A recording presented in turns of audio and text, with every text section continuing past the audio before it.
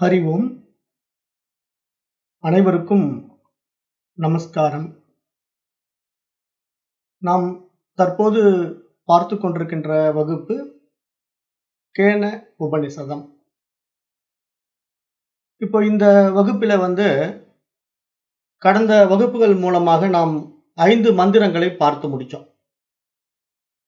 மொத்தம் இந்த உபனிஷத் பாடத்துல 3 அத்தியாயங்கள் இருக்குன்னு பார்த்தோம். அதில நாம் முதல் அத்தியாயத்திலே 9 மந்திரங்கள் இருக்கு என்றும் பார்த்தோம். அதிலே நாம கடந்த வகுப்புகள் மூலமா 5 மந்திரங்கள் பார்த்து முடிச்சிட்டோம்.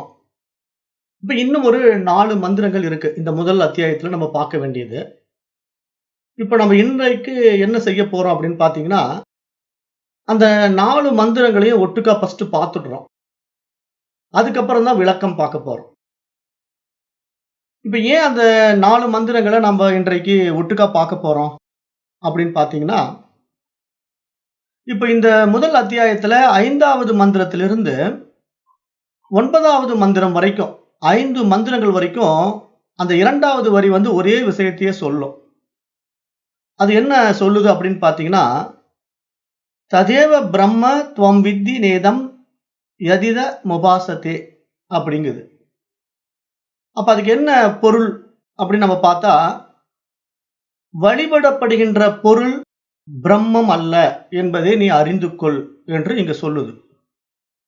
அதாவது நாம் வழிபடுகின்ற பொருள் பிரம்மம் அல்ல, ஆன்மா அல்ல என்று சொல்லுது. இது எப்படி அப்படின்னு கொஞ்சம் ஆச்சரியமா இருக்கும் நமக்கு. ஏன்னா நாம ஏதோ இறைவன் நினைச்சு எதையோ வணங்கிட்டு இருக்கிறோம் இல்லையா? அதெல்லாம் இல்லை என்று சொல்லுது. நீங்கள் வழிபடுகின்ற பொருள்கள் எல்லாம் ஆன்மாவே இல்லை அப்படின்னு சொல்லுது. அதுதான் நேற்றைய 5வது மந்திரத்தில் நம்ம பார்க்கும்போது என்ன பார்த்தோம்? யத் வாசனப் யுதிதம் ஏன வாக்கப் யுத்தியதே ததேவ பிரம்ம துவம் வித்தி நேதம் யதித முபாசதே அப்படிங்கிற வரியிலோட பார்த்தோம். அப்ப என்ன அதுக்கு தமிழ்ல அர்த்தம் அப்படின்னு பார்க்கும்போது, எது வாக்கினால் விளக்கப்பட முடியாதோ, எதனால் வாக்கு விளக்கம் பெறுகிறதோ அதுவே ஆன்மா. இவ்வாறு உபாசிக்கப்படுகின்ற, அதாவது உங்களால் வழிபடப்படுகின்ற பொருள் பிரம்மம் அல்ல, ஆன்மா அல்ல என்று சொன்னது நேற்றைய மந்திரத்துல. இப்ப இதே விஷயத்தை தான் அடுத்து வரக்கூடிய 6வது, 7வது, 8வது, 9வது மந்திரம் வரைக்கும் அந்த புலன்களை மட்டும் மாத்தி மாத்தி சொல்லும். இப்ப இதுல வாக்கு பத்தி சொல்லுது இல்லையா? இப்ப 6வது மந்திரத்தை பார்ப்போமே. 6வது மந்திரம் என்ன சொல்லுது? யன் மனசா நா மனுதே ஏனா ஹூர்மனோ மதம் ததேவ பிரம்ம துவம் வித்தி நேதம் யதிதம் உபாசதே. இது 6வது மந்திரம். இந்த இடத்துல என்ன சொல்லுதுன்னா, எது மனத்தால் அறியப்பட முடியாதோ, எதனால் மனம் அறியப்படுகிறதோ அதுவே ஆன்மா என்று அறிய வேண்டும் என்பதாக இங்கு வருகிறது. அடுத்த லைன்ல இங்கே வழிபடுகின்ற பொருள் பிரம்மம் அல்ல, ஆன்மா அல்ல என்பதை அறிந்து கொள் என்று சொல்லுது. அப்ப இங்க மனசை பத்தி சொல்லுது. அதாவது எது மனதால் அறியப்பட முடியாதோ, எதனால் மனம் அறியப்படுகிறதோ அதுவே ஆன்மா என்று இந்த 6வது மந்திரத்திலையும் சொல்லிடுது. அடுத்தது 7வது மந்திரத்தில் என்ன சொல்லுதுன்னா, யம் சக்ஷுஷானா பஷ்யதி ஏன சக்ஷும்சி பஷ்யதி ததேவ பிரம்ம துவம் வித்தி நேதம் யதிதம் உபாசதே.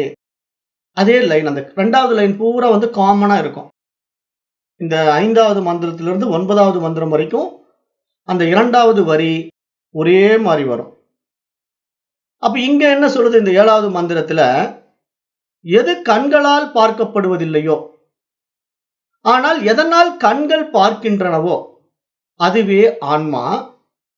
ஆகவே இங்கே வழிபடப்படுகின்ற பொருள் ஆன்மா அல்ல என்பதை அறிந்து கொள் என்பதாக இந்த 7வது மந்திரம் இருக்கிறது. அடுத்தது 8வது மந்திரம்.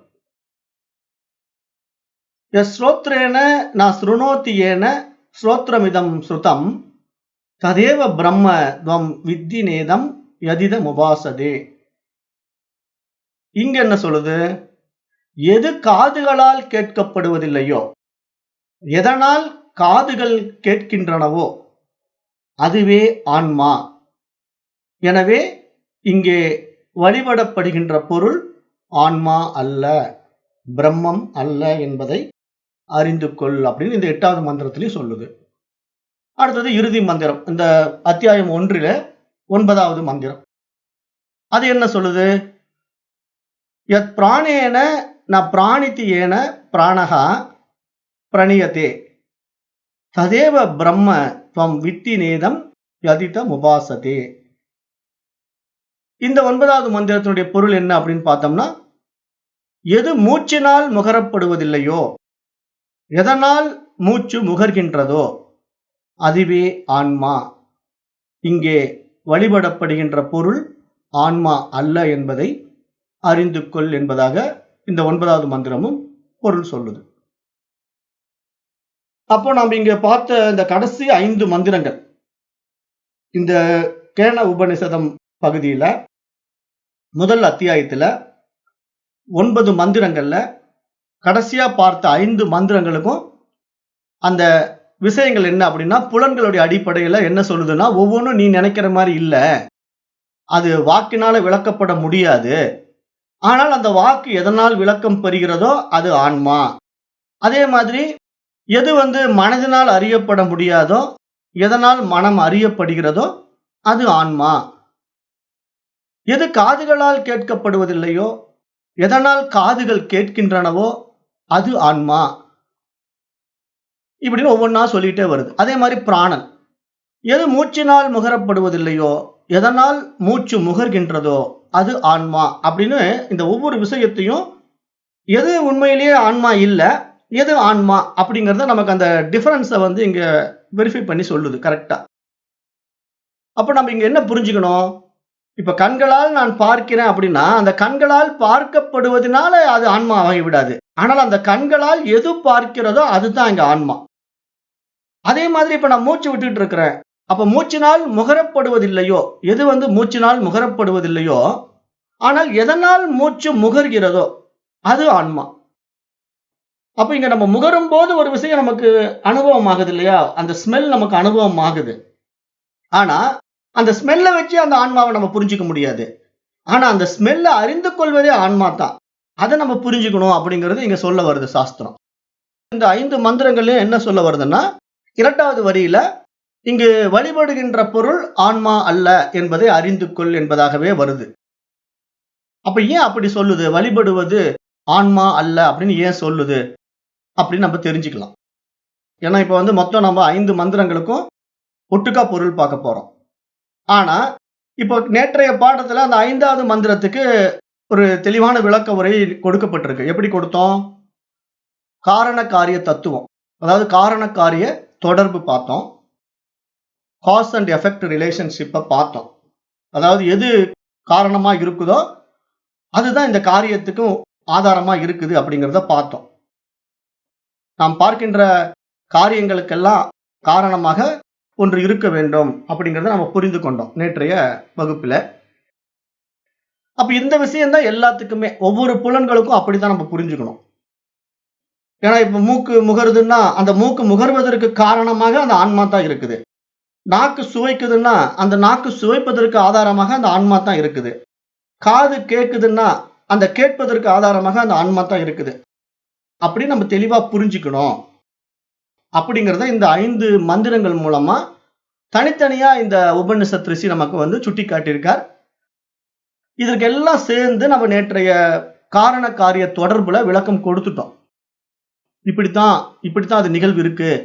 அப்ப எனர்ஜி எப்படி உருமாற்றம் அடையுது, அது எப்படி மாறுதுன்னா, கண்கள் மூலமா காட்சியை பார்க்குது, காது மூலமா விஷயங்களை கேட்குது, நாக்கு மூலமா வார்த்தைகளை பேசுது, அதே நாக்கு மூலமா சுவைகளை எல்லாம் ருசிக்குது. இப்படிதான் அது பண்ணுது. ஆன்மா தன்னுடைய எனர்ஜியை பலவாறாக பரிணமித்துக் கொள்கிறது. அதை நம்ம புரிஞ்சுக்கணும். ஆன்மா டிஃபரெண்ட் ஆங்கிள் ஒர்க் பண்ணும், எப்படி வேணா மாறிக்கும்.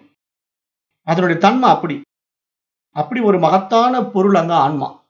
அப்ப அதை நாம் இங்க புரிந்து கொள்ள வேண்டும் என்ற அடிப்படையில இந்த உபநிஷத் ரிஷி இப்படி நமக்கு கொஞ்சம் தெளிவா விளக்கமா தனித்தனியா அந்த புலன்களை பற்றியும் அந்த புலன்கள் மூலமா ஆன்மாவினுடைய உண்மைத்தன்மையை பற்றியும், மேலும் நாம் ஆன்மா என்று நினைத்துக் கொண்டு வழிபடுகின்ற விஷயங்களை பற்றியும் இங்கு தெளிவுபடுத்துறார். அப்ப நாம என்ன பண்ணிட்டு இருக்கிறோம்? இப்ப வழிபடுகின்ற பொருள் எல்லாம் நம்ம எப்படி வழிபட்டுட்டு இருக்கிறோம்? கோயில்கள்ல சிற்பங்கள்ல வழிபடுறோம், மூலவருங்கிறோம், அப்புறம் உற்சவருங்கிறோம். அதாவது மூலவருங்கிறது விக்கிரகம் உள்ள வச்சிருப்போம், அது மூலவர். அதே மூலவருக்கு ஒரு செம்புனாலையோ பித்தளையிலையோ ஒரு விக்கிரகத்தை செஞ்சு வச்சிருப்போம், ஐம்பொன்ல கூட செஞ்சு வச்சிருப்போம். அந்த விக்கிரகத்தை நம்ம உற்சவர்னு சொல்லுவோம். அப்ப ஒரு பெருமாள் கோயிலையோ ஒரு சிவன் கோயிலையோ நம்ம வழிபட போனோம் அப்படின்னா அந்த மூலவரை அசைக்க முடியாது, ஊர்வலம் கொண்டு போக முடியாது. அப்ப நம்ம என்ன பண்ணுவோம்? உற்சவருக்கு அபிஷேகம் ஆராதனைகள் எல்லாம் பண்ணி வணங்கிட்டு அந்த மூலவரை அங்கிருந்து இடம் மாத்த முடியாது இல்லையா? அதனால உற்சவரை எடுத்துக்கிட்டு நம்ம கோயிலை சுற்றி வருவோம். இதுதான் நம்ம நடைமுறையில பார்க்கிறோம். ஆனா இங்க சாஸ்திரம் என்ன சொல்லுது? நீ நினைத்து கொண்டிருக்கிற ஆன்மா அந்த மாதிரி நீ வழிபடுகின்ற பொருள்ல இல்ல அப்படின்னு சொல்லுது. அதான் நான் நேற்றைய பாடத்திலே உங்களுக்கு சொன்னேன். அதாவது கடவுள் வழிபாட்டை பத்தி நாஸ்திகர்கள் பெருசா பேச வேண்டியதில்லை, நாஸ்திகர்களே இதை பேசுகிறார்கள் என்று நான் சொன்னேன். அதுதான் இந்த உபநிஷத் ரிஷி சொல்றாரு. ஆனா எப்படி அதை சொல்ல வருகிறார் என்பதை தான் நம்ம இப்ப பார்க்க போறோம். ஏன்னா நம்ம அதை தெளிவா புரிஞ்சுக்கணும் இல்லையா? அது இப்ப பார்ப்போம். இந்த 5 மந்திரங்களுக்கு சேர்த்து அந்த விளக்க உரையை நம்ம புரிஞ்சுக்கலாம். எப்படி புரிஞ்சுக்கலாம் அப்படின்னா, இப்போ ஆன்மா என்பது ஒரு உயிர் ஆற்றல் என்று நம்ம புரிஞ்சுக்கிட்டோம். எனர்ஜி அப்படின்னு நேற்றே பார்த்தோம். ஆன்மாவை நீங்க ஒரு எனர்ஜியா பார்க்கணும் அப்படிங்கிறதுக்கு ஒரு உதாரணமா தான் நான் என்ன சொன்னேன், மின்சாரத்தை உங்களுக்கு புரியுற மாதிரி சொன்னேன். அந்த மின்சாரம் எப்படி ஒரு எனர்ஜியா இருக்கு, அதுல பிரகாசிக்கின்ற பல்பு தான் மாறுபடுது. 0 வாட் பல்புக்கு அதுக்கு தகுந்த வெளிச்சம் வரும், 100 வாட் பல்புக்கு அதுக்கு தகுந்த வெளிச்சம் வரும். வித்தியாசம் பல்புல தான் இருக்கே தவிர மின்சாரத்துல இல்ல அப்படின்னு நம்ம நேற்று பார்த்தோம் இல்லையா? அது மாதிரி தான் இங்க ஆன்மாவும். ஆன்மாவுல எந்த வித்தியாசமும் இல்லை. உங்களுக்கு ஒரு ஆன்மா, எனக்கு ஒரு ஆன்மா அப்படிங்கிற வித்தியாசம் எல்லாம் கிடையாது. ஆன்மா ஒண்ணுதான். ஆனா நீங்க ஒரு மாதிரி பிரகாசிக்கிறீங்க, நான் ஒரு மாதிரி பிரகாசிக்கிறேன், மிருகம் ஒரு மாதிரி பிரகாசிக்குது, தாவரம் ஒரு மாதிரி பிரகாசிக்குது. அப்படின்னா அது அந்தந்த உடல்கள் தான் காரணமே தவிர ஆன்மாவில் வித்தியாசம் இல்லை. அதை நம்ம நல்லா புரிஞ்சுக்கணும் ஃபர்ஸ்ட். அது ஒரு முக்கிய பாயிண்ட். இப்ப ஆன்மா உயிராற்றல் தான்ன்றதுக்கு என்ன உத்தரவாதம் அப்படின்னு நம்ம கவனிச்சோம்னா, இப்ப நம்ம சாதாரணமா தானியங்கள் எடுத்துக்கலாமே, நெல்மணிகள் அல்லது கோதுமை, இந்த மாதிரி தானியங்களை, பச்சை பயிறு எது வேணா எடுத்துக்குங்களேன், தானியங்களை எடுத்துக்குங்க.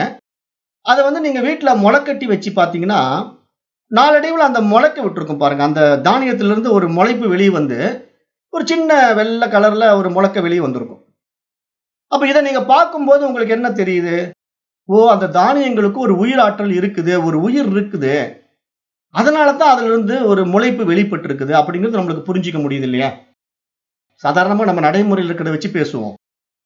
அப்போ ஒரு தானியத்துல நம்ம முளைக்கட்டி வச்சோம்னா அது முளைப்பு வெளிப்பட்டு அதுல இருந்து உயிர் இருக்கிறது என்று நமக்கு காட்டி கொடுக்குது. இப்ப அதுவே நீங்க கூழாங்கற்கள் இருக்கு இல்லையா, குழந்தைங்கெல்லாம் வச்சு விளையாடுகின்ற கூழாங்கற்களை எடுத்துட்டு முளைக்கட்டி வச்சு பாருங்க, அதுல முளைப்பு வருமா? வராது. ஏன்? என்ன காரணம்? ஏன் அப்படி? அப்ப என்ன இங்க புரிஞ்சுக்கணும்னா, எல்லாவற்றிலும் ஆத்மா இருக்குது. ஆனா அந்த ஆத்மா பிரகாசிப்பதற்கான உடல் இல்லை, அந்த உடல் தகுதி அடையல. அதைத்தான் நம்ம இங்க புரிஞ்சுக்கணும். உடலுடைய தகுதியின் அடிப்படையில தான் ஆன்மா பிரகாசிக்கும். அத மெயின் பாயிண்டா நாம இங்க நோட் பண்ணிக்கணும். அப்ப அதனாலதான் நான் மீண்டும் மீண்டும் சொல்றேன், ஏன் திருமூலர் கிட்ட அது அவ்வளவு அருமையா பிரகாசிச்சது, திருஞான சம்பந்தர் கிட்ட ஏன் அந்த ஆன்மா அவ்வளவு அருமையா பிரகாசிச்சது, நம்ம கிட்ட ஏன் பிரகாசிக்கல? அப்புறம் நமக்கு கீழான மிருகங்கள் கிட்ட ஏன் பிரகாசிக்கல? அப்படியே கீழே போய்கிட்டே இருந்தா தாவரத்திலையும் பிரகாசிக்கல, அதுக்கும் கீழே போனா கூழாங்கல்ல பிரகாசிக்கவே இல்லை. அது முளைப்பு கூட விட மாட்டேங்குது, உயிராற்றல் கூட அங்க வளரல. அப்ப அப்படிப்பட்ட ஒரு நிலை என்ன காரணம் அப்படின்னு நம்ம பார்த்தோம்னா, இந்த உயிரினங்களுக்கு அந்த ஆன்மா பிரகாசிக்க வேண்டும் என்றால் அது படிப்படியாக உயிராற்றலில் வளர்ச்சி அடைய வேண்டும், அது தன்னுடைய ஆற்றலை பெருக்கிக் கொள்ள வேண்டும் என்று இங்கு சாஸ்திரம் சொல்ல வர்ற விஷயமா பார்க்க முடியுது. அப்ப கூழாங்கல்ல ஆத்மா பிரகாசிக்க முடியவில்லை என்பதற்கு என்ன காரணம் என்றால், அது ஒரு ஜடப்பொருள் தன்மையில் இருக்கிறதுனால அதனால ஆன்மாவை பிரகாசிக்க வைக்க முடியவில்லை. அது எதையும் புரிந்து கொள்ளக்கூடிய தன்மையில் இல்லை. அந்த கூழாங்கல்லுக்கு அதற்கு எந்த புலன்களும் இல்லை. எந்த விஷயத்தையும் அது ஏற்றுக்கொள்ளவே முடியாத ஒரு அவல நிலையில இருக்கிறதுனால, அது போட்டது போட்ட மாதிரியே கிடக்கிறதுனால அதை ஜடப்பொருள் என்று நாம் சொல்கிறோம். அதுவே நாம தாவரங்கள்ல தொடங்கி மனிதன் வரைக்கும் எல்லாவற்றையும் நம்ம உயிர் பொருள் என்று சொல்கிறோம். ஏன் அதுக்கெல்லாம் உயிர் இருக்கு? அதுதான் ஆன்மா பிரகாசிக்கிறதுனால உயிர் இருக்குன்னு சொல்றோம். ஆன்மா பிரகாசிக்கலன்னா அங்க உயிர் இல்லை. அதுக்கு தான் நான் கடந்த பாடத்துல உதாரணம் சொன்னேன். ஒரு இறந்த பிணம் கிடக்கும். அந்த பிணத்துக்கு கண் இருக்கும், காது இருக்கும். ஆனா கண்களால் பார்க்காது, காதுகளால் கேட்காது. ஏன்? அதுக்கு உயிர் இல்லை. அது பிணம். அப்ப அது மாதிரி ஜடப்பொருள்களுக்கும் உயிராற்றல் இல்லாததுனால அது பிரகாசிக்க மாட்டேங்குது. அதுல ஆன்மா பிரகாசிக்க முடியல. அப்ப இந்த அடிப்படையில நாம இங்க புரிந்து கொள்ளும் போது, இங்க படைக்கப்பட்ட உயிரினங்கள் எல்லாவற்றிலும் ஆன்மா இருக்கின்றது. ஆனால் அந்த ஆன்மா பிரகாசிப்பதின் அடிப்படையில தான் அந்த ஆன்மாவை நாம் அறிந்து கொள்ள முடியும். அது ரொம்ப ரொம்ப முக்கியம். கண்ணுக்கு தெரியாத நுண்கிருமிகளில கூட ஆன்மா இருக்குது. ஏன்னா அந்த நுண்கிருமி இயங்குது. அது அசையுது, ஓடுது, இடம் மாறுது. அப்புறம் ஒரு உடம்புக்குள்ள பூந்துக்கிட்டு மல்டிபிள் ஆகுது. ஒரு கொரோனா 1000 கொரோனாவா மாறுது. அப்ப வைரஸ் கிருமிகளும் அது மாதிரி நிறைய மல்டிபிள் ஆகுது. அப்போ அதுக்கு உயிராற்றல் இருக்கிறதுனால அது இனப்பெருக்கம் செய்கிறது. அது மேலும் மேலும் வளர்ச்சியை அடைகின்றன. அப்படிங்கிற ஒரு அடிப்படை அறிவியல் உண்மை நம்ம எல்லாருக்குமே தெரியும். அப்ப அந்த அடிப்படையில இப்ப நம்ம என்ன புரிஞ்சுக்கணும்? உயிருள்ள பொருள்களில் ஆன்மா பிரகாசிக்கிறது என்ற அடிப்படை உண்மையை நாம் தெரிந்து கொள்ள முடியும்.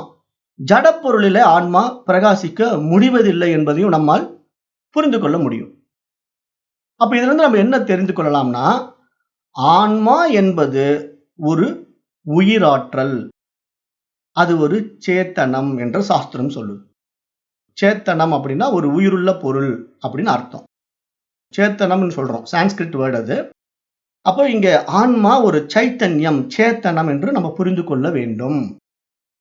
அந்த நிலையில இப்போ ஆன்மா இல்லாத உடல் இருக்கு இல்லையா? இறந்து போன உடலுக்கு அதுக்கு உயிர் இல்லை இல்லையா? அந்த நிலையில அந்த உயிரற்ற ஜடப்பொருளுக்கு ஒரு இன்பமோ துன்பமோ உணர முடியாது. அந்த உயிரற்ற ஜடப்பொருள்களுக்கு இன்ப துன்பங்கள் கிடையாது, சுக துக்கங்கள் கிடையாது. அப்போ எவைகளுக்கெல்லாம் உணர்வு உள்ளதோ, உணர்ச்சிகள் உள்ளதோ, அங்கே நிச்சயமாக சுகம் மற்றும் துக்கம் ஆகியவை இருக்கத்தான் செய்யும். மேலும் அந்த சுகம் மற்றும் துக்கம் பற்றிய அறிவும் அதனிடத்தில் இருக்கத்தான் செய்யும் என்று இங்கு சாஸ்திரம் சொல்ல வருது. அப்ப நம்ம இங்க நல்லா புரிஞ்சுக்கணும். அந்த சுக துக்கங்களை நம்ம அனுபவமாக்குகின்ற விஷயம் உயிருள்ள பொருள்ல தான் சாத்தியம். அது உணர்ச்சி உள்ள பொருளா தானே இருக்கணும். ஏன்னா உயிர் இருந்தா அதுக்கு உணர்ச்சி இருக்கும். உணர்ச்சி இருந்தா அதுல சுக துக்கம் இருக்கும். ஆனா அந்த சுக துக்கத்திலேயே பாத்தீங்கன்னா நிறைய வேறுபாடுகள், மாறுபாடுகளை நம்ம பார்க்கலாம். எப்படின்னு பாத்தீங்கன்னா, இப்ப நம்மள யாராவது ஒருத்தர் கத்தியில அறுத்துட்டாங்கன்னு வச்சுங்களேன், ரத்தம் வலி தாங்க முடியாம துடிப்போம். அதுவே ஒரு தாவரத்தை யாராவது கத்தியில அறுத்துட்டாங்கன்னு வைங்களேன், அது துடிக்கவும் செய்யாது, அதுக்கு ரத்தமும் வராது. அப்போ அதனுடைய சுக துக்கம் அப்படின்னு பாத்தீங்கன்னா, தாவரத்துல உயிர் இருக்கு. ஆனால் அதில் உணர்ச்சி பெருக்கவே இல்லை. ஏன் அப்படின்னா, அது ஒரு அறிவுக்குள்ளதான் அது வேலை செய்யும். வெறும் தொடு உணர்வை மட்டும் வச்சுக்கிட்டு இருக்கோம். மற்றபடி அதுக்கு கண்ணோ, காதோ, மூக்கோ, நாக்கோ எதுவுமே இல்லாததுனால அது ஐயையோ என்னால வலி தாங்க முடியலன்ட்டு கதறாது. கண்ணீர் விடுவதற்கு அது கண்ணும் கிடையாது. பிரச்சனையை நம்ம கிட்ட சொல்றதுக்கு அதுக்கு வாயும் கிடையாது. அப்ப என்ன பண்ண முடியும்? அதுக்கு அதெல்லாம் ஒண்ணுமே இல்லாததுனால அந்த தாவரம் தான் பாதிக்கப்பட்டது கூட தெரியாம இருக்கும். தன்னை ஒருத்தர் அறுத்து விட்டார், அறுவடை செய்து விட்டார் என்று கூட தெரியாத நிலையில தான் அந்த தாவரம் இருக்கும். அப்ப இங்க உணர்ச்சிகள்ல பாருங்களேன் வித்தியாசம். தாவர உடல்ல ஒரு விதமான உணர்ச்சி வெளிப்பாடு, பறவைகள்ல ஒரு விதமான உணர்ச்சி வெளிப்பாடு, புழு பூச்சிகள், மிருகங்கள் அப்படின்னு நம்ம கடந்து வரும்போது மனிதனிடத்துல மட்டும் அதீத உணர்ச்சி வெளிப்பாடுகள் வெளிப்படுவதை நம்ம பார்க்கலாம். அப்ப இந்த அதீத உணர்ச்சி வெளிப்பாடுகள் அடிப்படையில நம்ம பார்க்கும்போது இப்ப நம்மிடத்தில் வெளிப்படுகின்ற உணர்ச்சிகளை நன்மை தீமைகளின் அடிப்படையில நம்மால் பகுத்தறிய முடியும் என்று சாஸ்திரம் சொல்லுது. ஏனென்றால் இங்கு படைக்கப்பட்ட ஜீவராசிகளிலேயே மகத்தானவன் மனிதன் என்பதனால அவன் நன்மை தீமைகளை பகுத்தறிந்து தனக்கு எது நன்மை செய்கின்றதோ அதுவே மற்றவைகளுக்கும் நன்மை செய்ய வேண்டும் என்ற அடிப்படையில் அணுகுவானே தவிர, தனக்கு தீமை செய்வது மற்றவற்றுக்கும் தீமை செய்துவிடும் என்ற அடிப்படையிலே அதை தவிர்ப்பானே தவிர, மனம் போன போக்கில் அவன் வாழ மாட்டான். காரணம், அவன் பகுத்தறிவு உள்ளவன், அவன்தான் மனிதன் என்று சாஸ்திரம் சொல்லுது. அப்போ நம்ம இந்த அறிவு பரிமாணத்துல உயர்நிலை பரிமாணத்துக்கு வந்து மனிதனாக நம்ம மாறுவதற்காகவும், அந்த மனிதனாக நாம இருந்து கொண்டு புனிதனாக மாறுவதற்காகவும் முயற்சி எடுக்கும்போது, நாம் ஏற்றுக்கொள்ளுகின்ற விஷய சுகங்கள் அடிப்படையில் தான் நமக்கு சுக துக்கங்கள் அமைகின்றது என்று சாஸ்திரம் சொல்லுது. இப்ப சுகமும் துக்கமும் இப்ப மிருகங்களுக்கு இருக்கிற மாதிரி நமக்கு இருக்காது. இப்ப மிருகங்களுக்கு வந்து எப்ப தெரியுமா சுக துக்கம் உண்டாகும்? பசி எடுத்தா அது துக்கம் அடையும், பசியினால துக்கம் அடையும். அது உணவை சாப்பிட்டு முடிச்ச உடனே சுகம் அடைஞ்சிடும். அப்ப இங்க ரெண்டு விஷயம்தான். ஒரு பசி, அந்த பசியினால அது வாடுது, பசி நிவர்த்தி ஆன உடனே அது இயல்பு நிலைக்கு வந்துடுது. அதே மாதிரி பாதிக்கப்பட்ட ஒரு மிருகம் இன்னொரு மிருகத்தால கொல்லப்படும் போது தன்னை சாகடிக்குதேங்கிற வேதனையில் அது சாகுது, அவ்வளவுதான். அதனுடைய சுகத்துக்கம் அப்படியே முடிஞ்சு போயிடும். ஆனா மனிதனுடைய சுகத்துக்கம் அப்படி இல்லை. இவன் என்ன பண்ணுவான், மன ரீதியா நிறைய விஷய சுகங்களை வெளியிருந்து ஏற்றி வைத்துக் கொண்டதுனால நிறைய ஆசா பாசங்களுக்கு அடிமையாகி கிடக்கிறான். மனிதன் வந்து நிறைய சுகபோகங்கள்ல சிக்கி சின்ன பின்னமாகி கிடக்கிறதுனால இவனுடைய ஆசைகள் தான் இவனுக்கு அதீத துக்கத்தையும் அதீத சுகத்தையும் கொடுக்குது.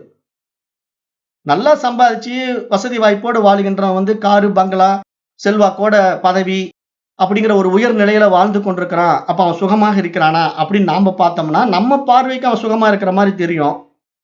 இன்னொருத்தன் பாத்தீங்கன்னா சாப்பாட்டுக்கே வழி இல்லை, வறுமை, அன்றன்னைக்கு வேலைக்கு போனதான் சோறு, கூலி வேலைக்கு போவான், ஒரு விவசாய வேலை செய்வான், அன்னைக்கு ஒரு 500 ரூபாய் கூலி கொடுப்பாங்க, அதை வாங்கிட்டு வந்து வீட்டுல கஞ்சி வச்சு அந்த குடும்பம் சாப்பிடும். அப்ப இந்த நிலையில அவனுடைய வாழ்க்கை போகும். அப்ப இங்க சுக துக்கம்ங்கிற அடிப்படையில நம்முடைய பார்வையில நாம எதுலெல்லாம் மயங்கி கிடக்கிறோம், வெளி விஷயங்கள்ல எப்படி மயங்கி கிடக்கிறோம் அப்படிங்கிறது நாம பார்க்கும்போது நம்ம எப்படி நினைச்சுக்கிறோம், காரு, பங்களா, செல்வாக்கு, பதவி இருந்தா நம்ம சுகமா இருக்கலாம், வெறும் இந்த கஞ்சிக்கு வழி இல்லாம டெய்லி 500 ரூபாய் சம்பாதிக்கிறவன் சுகம் இல்லாம இருக்கிறான் அப்படிங்கிற மாதிரி நம்ம நினைச்சுக்கிறோம். ஆனா உண்மை அப்படி இல்லை. இங்க சுக துக்கம் என்பது வந்து பணத்தின் அடிப்படையில் இல்லை, அவரவர்கள் மனதின் அடிப்படையில் இருக்கு அப்படிங்கிறத கொஞ்சம் ஆழ்ந்து ஆராய்ந்து பார்க்கும்போது நமக்கு புரியும். அந்த நிலையில நீங்க பாத்தீங்கன்னா அந்த ஏழை விவசாயி வந்து ஒரு 500 ரூபாய் கூலிக்கு வேலைக்கு போயிட்டு வந்து அன்னைக்கு சாயந்தரம் வந்து அவன் கஞ்சி வச்சு குடிச்சாலும் அவன் குடும்பம் நிம்மதியாக சந்தோஷமாக எல்லாரும் உட்கார்ந்து சாப்பிட்டுக்கிட்டு சிரிச்சுக்கிட்டு கமெண்ட் அடிச்சுக்கிட்டு பேசிக்கிட்டு அந்த உணவுகளை ஒருத்தருக்கு ஒருத்தர் பரிமாறிக்கொண்டு அவங்களுடைய அந்த அன்பை பரிமாறுறாங்க பாத்தீங்களா, அந்த உணவோடு சேர்ந்த அன்பும் பரிமாறப்பட்டு அந்த ஆனந்த நிலையில் அவர்கள் வாழுகின்ற அந்த இயல்பான வாழ்க்கைய ஒரு மிகப்பெரிய பணக்காரனால் கூட வாழ முடியாது என்பதை நம்ம அனுபவத்துல பார்க்கிறோம். ஏன்னா பணக்காரன் எப்படி எப்பயுமே லைஃப் ஸ்டைல் வந்து பிஸி ஷெட்யூல், அவன் சாப்பாட்டுக்கே வரமாட்டான், ஹோட்டல்ல தான் இருப்பான், 5 ஸ்டார் ஹோட்டல் தான் இருப்பான். அவன் மனைவி மக்களுக்கு ஃபோன் பண்ணிடுவான், நான் இன்னைக்கெல்லாம் வர முடியாது, நீங்களே சாப்பிட்டுக்குங்கன்றவான். இந்த அம்மா என்ன பண்ணும், சமைச்சு வச்சு ஃப்ரிட்ஜில் வச்சுட்டு அப்படியே மறுநாள் அதை எடுத்து சாப்பிட்டுக்கிட்டு இருக்கோம். குழந்தைங்க என்ன பண்ணும், ஸ்கூலுக்கு சாப்பாடு பழைய டிஃபன் பாக்ஸில் போட்டு எடுத்துகிட்டு போய் சாப்பிட்டு வந்து ஈவினிங் வந்த பிறகு ஏதோ ஒரு ஸ்நாக்ஸை சாப்பிட்டுட்டு டியூஷன் போயிடும். அதுவும் வீட்டுக்கு வர்ற நேரம் அன்டைமாக இருக்கும். அப்போ பார்த்தீங்கன்னா அது ஒரு நேரத்தில் சாப்பிடும், இந்த அம்மா ஒரு நேரத்தில் சாப்பிடும், அந்த வீட்டுக்காரர் ஒரு மாதிரி ஒரு நேரத்தில் சாப்பிடுவார். இவங்களுக்குள்ள ஒரு ஒற்றுமை இருக்காது, ஒரு ஒழுங்கு வாழ்க்கை இருக்காது. பணத்தின் அடிப்படையிலையும் பதவியினுடைய சுகத்திலையும் வாழுகின்ற மனிதர்களிடத்துல அன்பும் இருக்காது. அப்ப எப்படி இருக்கும் அந்த வாழ்க்கைன்னா, ஒரு இயந்திர வாழ்க்கையாக இருக்கும். அப்படித்தான் நம்ம சொல்லணும். அப்ப இந்த இயந்திர வாழ்க்கையும் உண்மையான இன்ப வாழ்க்கைக்கும் வித்தியாசம் தெரியாம வாழுகின்ற மனிதன் வந்து எப்பொழுது விழித்துக் கொள்கிறானோ அப்போதான் அவன் உணர்ச்சினா என்ன, உணர்வுனா என்னங்கிறதெல்லாம் புரிஞ்சு கொள்ள முடியும். ஏன்னா இங்க உணர்வின் அடிப்படையில் தான் உணர்ச்சி வெளிப்படுது. ஆனா அந்த உணர்வு தான் ஆன்மா. ஆனால் அந்த ஆன்மா எப்படி பிரகாசிக்க வேண்டுமோ அப்படி பிரகாசிக்காமல் அதற்கு எதிர்மறையாக பிரகாசிக்கின்ற நிலைக்கு கொண்டு வந்து மனிதன் நிறுத்திக் கொள்கிறான். ஆனந்த நிலையில் அந்த உணர்வில் வாழ்வதற்கு பதிலாக மிகவும் துக்ககரமான வாழ்க்கையை உணர்ச்சிகளின் அடிப்படையில் வாழுகின்ற நிலைக்கு மனிதன் தள்ளப்பட்டிருக்கின்றான் என்பதை நம்ம இங்க புரிந்து கொள்ள வேண்டும் என்று சாஸ்திரம் சுட்டிக்காட்டுது. அப்ப இங்க உணர்ச்சிகளை அடிப்படையாக கொண்டுதான் சுக துக்கங்கள் இருக்கின்றது என்ற விஷயத்துக்காக நான் இப்ப இதெல்லாம் உங்களுக்கு சொன்னேன். ஏன்னா நீங்க சுக துக்கம்னா எப்படி புரிஞ்சுக்கணும்? ஏதோ பணம் வந்துட்டா சுகம், பதவி வந்துட்டா சுகம் அப்படி சொல்ல வரல சாஸ்திரம். இங்க அன்பின் அடிப்படையில் தான் எல்லாமே இருக்குதுன்னு சொல்ல வருது. அது ஆனந்தத்தை கொடுக்க முடியும் என்று சொல்ல வருது. அதற்கு நம்ம உணர்வோடு ஒன்றும் போதுதான் அது நடக்கும் என்று சொல்ல வருது. அந்த உணர்வு வெளிப்படுகின்ற முறைகளிலே உண்டாகின்ற உணர்ச்சிகளை பற்றி பேசுது. அந்த உணர்ச்சி என்ன சொல்லுது? ஒரு பாட்டு கூட இருக்கு இல்லையா? ஆறு மனமே ஆறு, ஆண்டவன் கட்டளை ஆறு. அப்ப அதுல அன்பு, கருணை இந்த மாதிரி உள்ளம் கொண்டவன் மனித வடிவில் தெய்வம். காமம், குரோதம், லோபம் போன்ற மோசமான குணங்களை கொண்டவன் மனித வடிவில் மிருகம் அப்படின்னு ஒரு பாட்டு இருக்கு. சிவாஜி படம் அது. ஆண்டவன் கட்டளைன்னு நினைக்கிறேன். ஆறு மனமே ஆறு அந்த பாட்டை போட்டு கேட்டு பாருங்க. அப்ப இங்க அன்பு, கருணைங்கிற அடிப்படையில ஒரு ஆனந்தம் நம்ம இடத்துல நடக்குது அப்படின்னா அது என்ன மாதிரியான உணர்ச்சி? நல்ல உணர்ச்சிகள், நமக்கு சந்தோஷத்தை கொடுக்கின்ற உணர்ச்சிகள். அதுவே அதுக்கு ஆப்போசிட்டா நம்ம கிட்ட வேற கோபம், காமம், லோபம்ங்கிற மோசமான விளைவுகளை வெளிப்படுத்தணும் அப்படின்னா அது நமக்கு துக்கத்தை கொடுக்கின்ற உணர்ச்சிகள். அப்ப இங்க சுகத்தை வெளிப்படுத்துகின்ற உண்மையான உணர்ச்சி எப்படி இருக்கும்? அன்பு, கருணையினுடைய அடிப்படையில் இருந்தா அவன் எப்படி இருப்பான்? மனித வடிவில் தெய்வமாக இருப்பான். அதுவே அவனிடத்துல இந்த காமம், குரோதம் எல்லாம் இருந்ததுன்னா அவன் மனித வடிவில் மிருகமாக இருப்பான் என்பதை சாஸ்திரம் இங்க எடுத்து சொல்லுது. அதுதான் ஞானிகள், மகான்கள் எல்லாம் இப்படி பாடல்களாகவும் நமக்கு பாடி இருக்காங்க. அதுல கவிஞர் கண்ணதாசன் நடைமுறை வாழ்க்கையோட ஒப்பிட்டு பாடி இருக்கிறார். அதை நம்ம புரிந்து கொள்ள வேண்டும். ஏன்னா நம்ம பாட்டு, படம் எல்லாம் பார்க்கறதோடு சரி, அதனுடைய தாத்பரியத்தை நம்ம புரிஞ்சுக்கிறது இல்ல. புரிந்து கொள்ளும் போது நம்ம கொஞ்சம் மேல்நிலைக்கு வரலாம். அதுதான் அறிவு பரிமாணத்தினுடைய உயர் பரிமாணம் என்று பார்க்கப்படுது. அப்ப இங்க நம்ம இந்த மந்திரங்கள்ல 5 மந்திரங்கள்ல சொல்ல வர்ற விஷயம் என்ன அப்படின்னு பாத்தீங்கன்னா, ததேவ பிரம்மா துவம் வித்தி நேதம் யதிதம் உபாசதே. வழிபடுகின்ற பொருள் பிரம்மம் அல்ல, ஆன்மா அல்ல அப்படின்னு சொல்லிடுது இந்த சாஸ்திரம். அப்ப ஏன் அப்படி சொல்லுது? 2வது வரிய 5 மந்திரங்களிலும் இந்த ஒரே வரிய மீண்டும் மீண்டும் சொல்லுது. அப்ப அதன் மூலமாக அந்த கருத்தின் முக்கியத்துவம் நமக்கு இங்கு வலியுறுத்தப்படுகிறது அப்படிங்கிறதையும் நம்ம நல்லா புரிஞ்சுக்கணும். ஏன்னா அந்த கருத்தை முக்கியத்துவம் கொடுத்து வலியுறுத்துது. 5 மந்திரங்கள்ல வலியுறுத்துது. அப்போ நாம் இங்கே வழிபடுகின்ற பொருள் ஆன்மா அல்ல என்பதே அந்த கருத்து. அதை நம்ம நல்லா புரிஞ்சுக்கணும். அப்ப ஆன்மா என்பது எது? இப்ப இவ்வளவு நேரம் அதான் நான் சொன்னேன். ஆன்மா என்பது உயிருள்ள பொருட்களில் இருக்கிறது. நாம என்ன நினைச்சுக்கிட்டு இருக்கோம்? கல்லுல தான் கடவுள் இருக்கான், கோயில் கோயிலா சுத்துறோம். எவ்வளவு ஒரு அஜ்ஞானம், எவ்வளவு ஒரு அறியாம. இப்ப சபரிமலையில அலமோது இது கூட்டம். பக்கா பிசினஸ் நான் ஏற்கனவே சொல்லிட்டேன். ஏன்னா ஒரு டைம் அங்க சபரிமலையில இத்தனை லட்சம் பேர் கூடுனாங்கன்னா எவ்வளவு கலெக்ஷன் கல்லா கட்டுது அரசாங்கத்துக்கு நம்ம புரிஞ்சுக்கணும். அப்ப மக்கள் எங்கெல்லாம் மடக்கப்படுகிறார்கள், எப்படியெல்லாம் மக்களை வச்சு பணம் சம்பாதிக்க முடியும் அப்படிங்கிற ஒரு மட்டமான மனோபாவம் உள்ள மனிதர்களை தான் நம்ம இன்னைக்கு பார்க்க முடியுது. அது ஆன்மீகத்திலும் சரி, அரசியல்லையும் சரி. ஏன்னா இங்க ஆன்மீகமும் அரசியலும் இப்ப ஒன்னா ஆயிடுச்சு. அந்த நிலையில போயிட்டு இருக்கு. இது எதுக்காக நான் இதை பேசுறேன்? ஒரு விழிப்புணர்வுக்காக பேசுறேன். அப்ப இங்க என்ன நம்ம புரிஞ்சுக்கணும்? சாதாரண மனிதன் ஆன்மீகம் என்ற போர்வையில கோயிலையும் தெய்வ வழிபாட்டையும் சார்ந்தே இருக்கின்றான்.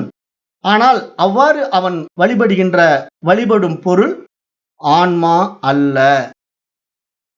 அதாவது அவைகள் இறைவன் அல்ல என்பதே இங்கே இந்த கேன உபனிஷத்தின் முதல் அத்தியாயத்தின் இறுதியாக வருகின்ற 5 மந்திரங்களும் மிக மிக ஆழமாக நமக்கு வலியுறுத்துகின்றன என்பதை நாம் நன்கு அறிந்து கொள்ள வேண்டும்.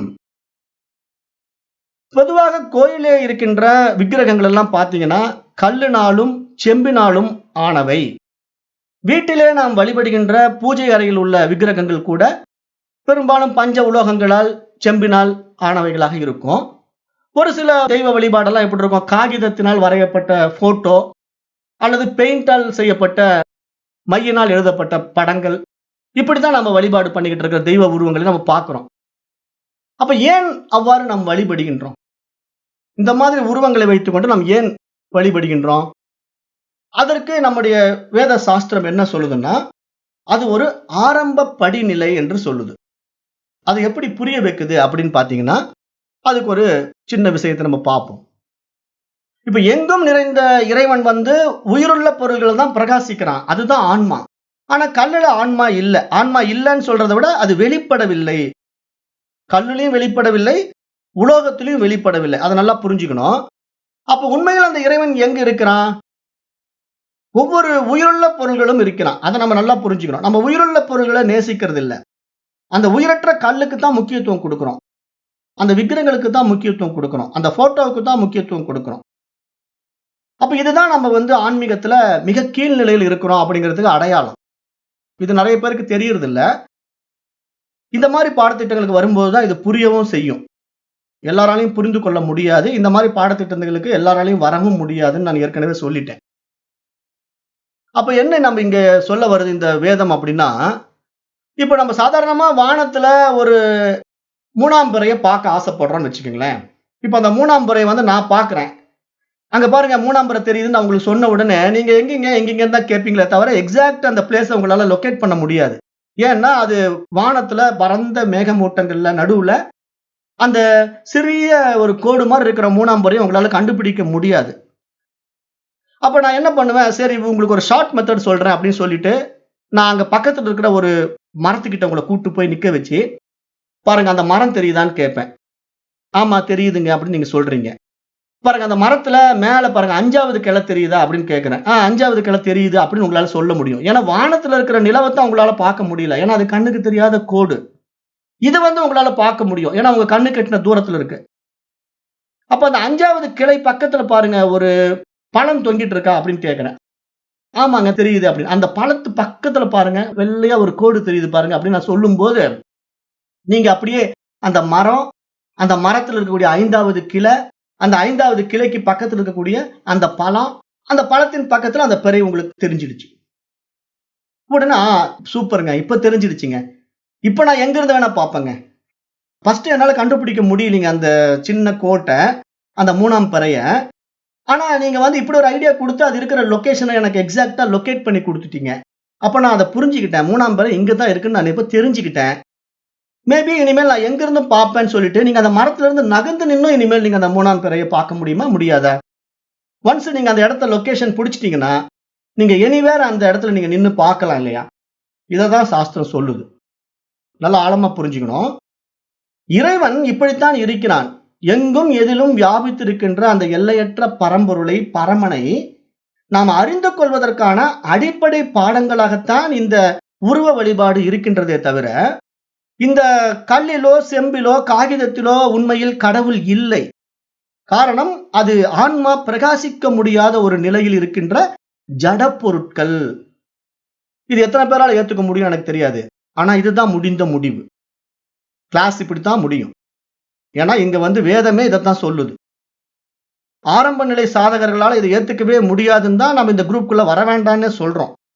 இப்ப இன்னைக்கு கூட ஒரு அம்மா போன் பண்ணி என்ன கேட்டாங்க, ஐயா யாரையுமே ஜாயின் பண்ண முடியல, 10 பேர் ஜாயின் பண்ணலாம்னு நினைச்சேன் என்னுடைய குரூப்ல இருந்து, சேர்த்த முடியலன்னாங்க. நீங்க யாரையுமே சேர்த்த வேண்டாமா, இது புரியாது இந்த கிளாஸ் எல்லாருக்கும். ஏன்னா இதெல்லாம் ஹையர் சப்ஜெக்ட் நான் எடுத்துட்டு இருக்கிறேன். நீங்க அடிப்படை பாடங்களை படிச்சுட்டு இருக்கிற மாணவர்களை கொண்டு இங்க உட்கார வைக்க பாக்குறீங்க. அது முடியாது. தயவு செஞ்சு யாரையும் சேர்த்தாதீங்க அப்படின்னு சொல்லிட்டேன். ஏன்னா உண்மையை நான் சொல்லணும் இல்லையா? அதுக்காக. அப்ப இதுல இருந்து என்ன நம்ம புரிஞ்சுக்கணும், அந்த இறைத்தன்மை, அந்த இறை அம்சம், அந்த ஆன்மா என்பது உயிருள்ள பொருள்களில் தான் பிரகாசித்துக் கொண்டிருக்கிறது. அப்போ அது எல்லா உயிர்களிலும் பார்க்க முடியும். ஆனா ஜட பொருள்களில் பார்க்க முடியாது. அந்த ஆன்மா பிரகாசிப்பதை அறிந்து கொள்ள முடியாது என்ற அடிப்படை உண்மையை எப்பொழுது மகான்கள் புரிந்து கொள்கிறார்களோ, அப்பொழுதுதான் அவர்கள் இது மாதிரி பாட முடியும் என்று கூட நான் கடந்த முறை அப்பர் பெருமானுடைய பாடலை போன ஐத்திரேய உபநிஷத்துல அதை ஒப்பிட்டு காட்டினேன். அந்த பாடலை மீண்டும் ஞாபகப்படுத்துறேன். ஏன்னா ஒவ்வொரு பாடத்திலையும் நான் மீண்டும் ரிப்பீட்டா அதை கொண்டு வருவேன். அந்த பாடல் என்ன? தேடி கண்டு கொண்டேன் திருமாலோடு நான்முகனும் தேடி தேடனா தேவனை என்னுள்ளே தேடி கண்டு கொண்டேன். அப்பர் பெருமானுடைய பாடல். அப்ப திருமாலும் பிரம்மாவும் பார்த்து தெரிந்து கொள்ள முடியாத இறைவனை என்னுள்ளே பார்த்து நான் தெரிந்து கொண்டேன் என்று ஒரு மனிதனாக இருக்கின்ற அப்பர் பெருமான் பாடுகின்றார். நாம் தேவர்களாக இருக்கின்ற திருமாலாலையும் பார்க்க முடியல, பிரம்மாவாலையும் பார்க்க முடியல இறைவனை. ஆனா அப்பர் பெருமான் பார்த்து விட்டார். அப்ப எப்படி சாத்தியமானது? இதுதான் அறிவு பரிமாணம். நீங்க தேவாதி தேவர்களாக இருந்தாலும், சாதாரண தாவரமா இருந்தாலும், எல்லாவற்றிலும் அந்த ஆன்மா பிரகாசித்துக் கொண்டிருக்கிறது. ஆனால் அந்த ஆன்மா எதில் தன்னை வெளிப்படுத்திக் கொள்கிறதோ அதுவே தூய அறிவு, அதுவே பரமன் என்று பார்க்கப்படுகிறது. அப்ப அது அப்பர் பெருமானில் பிரகாசித்தா அவர்தான் பரமன், அவரே இறைவன். அவ்வளவுதான் விஷயம். வேற நம்ம எதை போய் இறைவன் சொல்றதுக்கு இங்க இருக்கு? அப்ப எங்கும் எதிலும் வியாபித்துள்ள இறைவனை இந்த மாதிரி உயிரினங்கள்ல கண்டு ஆனந்தப்படுகிறான் பார்த்தீங்களா? அவன்தான் உண்மையான ஞானி, அவன்தான் உண்மையான பக்தன், அவன்தான் இறை வழிபாட்டுக்கு தகுதியானவன். மற்றவர்கள் எல்லாம் இறைவனை வெறும் கல்லிலையும் மண்ணிலையும் பார்த்துட்டு இருக்கிற சாதாரண மனிதர்கள் என்றுதான் நீங்க சாஸ்திரம் சொல்ல வருது. அப்போ நாம் வழிபடுகின்ற விக்கிரகங்களும் பூஜைக்கான பாடல்களும் மந்திரங்களும் உண்மை இறை அனுபவத்திற்கான ஒரு படிநிலைகள் மட்டுமே. அவைகள் மட்டுமே முடிவான அறுதி நிலை அல்ல என்பதை இந்த உபநிடத மந்திரங்கள் அந்த கருத்தை மீண்டும் மீண்டும் 5 மந்திரங்களின் வாயிலாக வலியுறுத்துகின்றன. அப்படியானால் கடவுள் எப்படி நம்முள்ளே பிரகாசிக்கிறார், எப்படி நம்மிடமிருந்து வெளிப்படுகிறார் அப்படின்னு ஒரு சின்ன கதையும் பார்க்கலாம். ஏன்னா நான் ஒரு 30 நிமிஷத்துல முடிக்கலாம்னு தான் நினைச்சேன். இருந்தாலும் இந்த பாடல்களை முடிச்சு ஒரு கதையோட முடிக்கிறேன் இந்த 1வது அத்தியாயத்தை. அந்த கதை என்ன அப்படின்னா, ஏற்கனவே உங்களுக்கு எல்லாருக்கும் தெரிஞ்ச கதை தான். இருந்தாலும் ரிமைண்ட் பண்றேன். ஒரு ஊர்ல ஒரு கடவுள் பக்தி உள்ள பக்தர் ஒருவர் இருந்தார். அவர் தீவிர இறை பக்தர். அவரு அவ்வளவு அதீத நம்பிக்கை இறைவன் மேல. அவர் வழிபடுகின்ற இறைவன் கல்லுல விக்கிரகத்துல தான் இருக்குது. அந்த நிலையில தான் அவர் இறைவனை வழிபட்டுக் கொண்டிருக்கிறார்.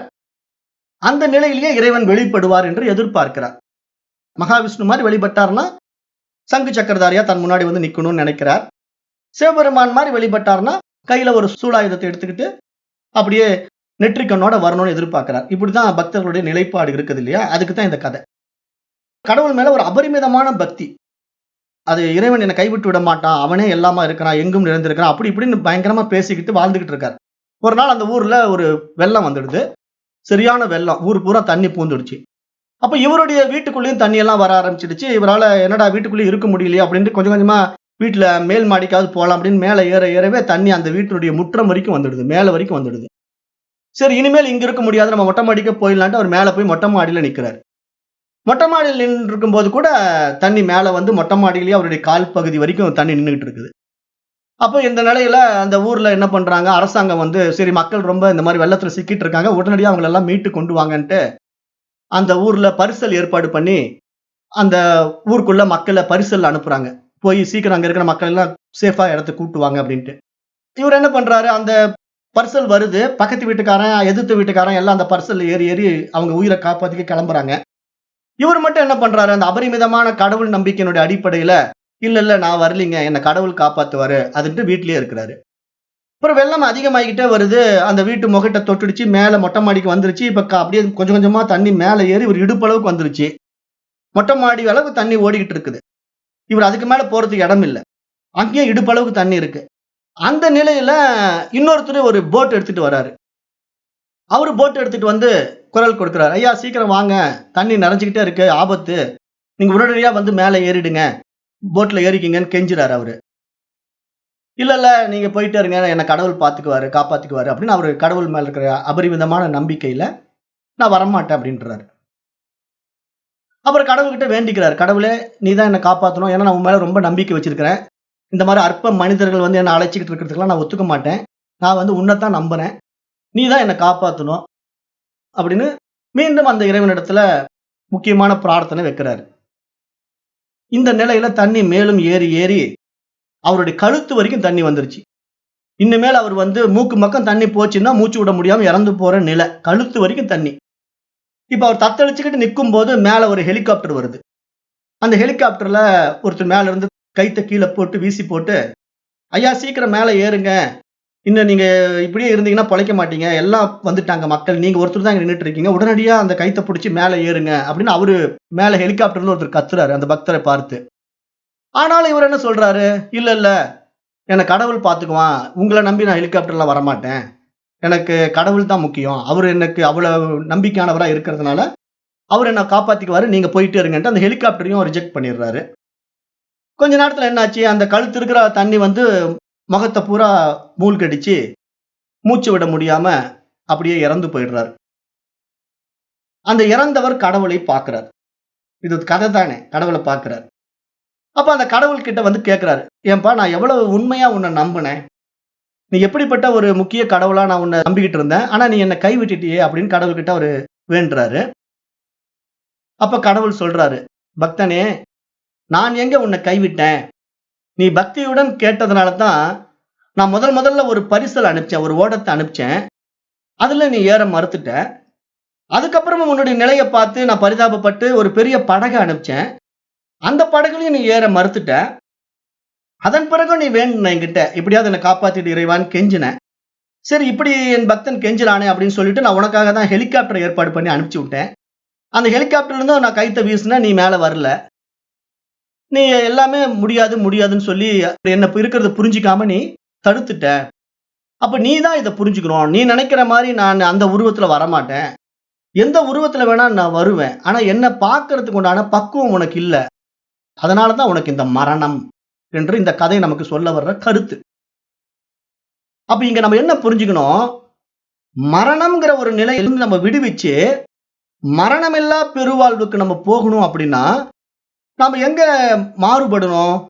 இந்த சிற்ப வழிபாடுகள், விக்கிரக வழிபாடுகள் இருந்தெல்லாம் நம்ம விடுவிச்சுக்கிட்டு, உயிருள்ள பொருட்கள் எல்லாம் இறைவனை பார்க்க ஆரம்பிக்கணும். எங்கும் எதிலும் வியாபித்திருக்கிற இறைவனை ஒவ்வொரு உயிருக்குள்ளும் அவன் ஆன்மா பிரகாசித்துக் கொண்டிருப்பதை நம்ம பார்க்கும்போது, நமக்குள்ள அந்த எல்லையற்ற ஆனந்தம் மலர்வதை நாம அனுபவமாக்க முடியும். அப்ப இந்த கதையினுடைய ஆழமான உண்மை என்ன? இந்த உபநிஷத்தினுடைய ஆழமான உண்மை என்ன அப்படின்னா, நாம் நினைத்துக் கொண்டிருப்பது போன்று கடவுள் கல்லிலோ, செம்பிலோ, ஐம்பொன்னிலோ போன்ற விக்கிரகங்களில் மட்டும் இல்லை. அவன் எல்லாவற்றிலும் இருக்கின்றான். எப்படி வேண்டுமானாலும் அவன் வெளிப்படுவான் என்பதை ஏற்கும்போதுதான் நம்முடைய பக்தி கல்லையும் விக்கிரகங்களையும் கடந்து அனைத்தையும் நேசிக்கின்ற அன்பு எனும் தூய அனன்ய பக்தியாக பிரகாசிக்கத் தொடங்கும் என்பதாக இந்த முதல் அத்தியாயம் நிறைவு பெறுகின்றது. அடுத்தது நம்ம நாளைக்கு இருந்து இந்த கேன உபநிஷத்தினுடைய 2வது அத்தியாயத்தை தொடங்கலாம். நன்றி. ஓம் தத்சத்.